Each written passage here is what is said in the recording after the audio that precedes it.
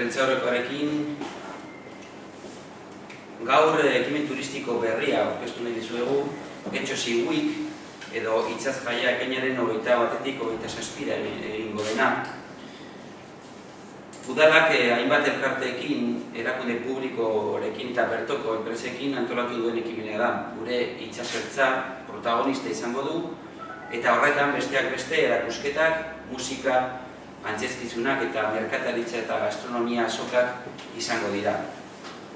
Beste behin ere, krisialdi honetan Getxo Week ekimenarekin udal gobernu taldearen helburu tarikiko bat gure kostaldea eta itsasingurua eta baita gure udalerrien ondare arkitektonikoa ere goraipatzen dituzten jarduera batzuen bitartez, udalerriaren sustapen ekonomikoa bultzatu nahi du.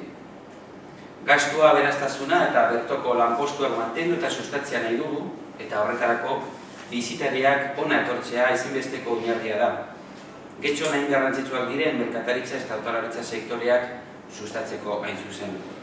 Izan ere, ekimen horretara 40.000 bat lagun, Bilboaldiko bizilagunak, Euskal Autonomia Erkidego eta inguruko lurraldeko bisitariak eta inguruan gabiltzen turistak hurbildu ahal izatea aurreikusita dago.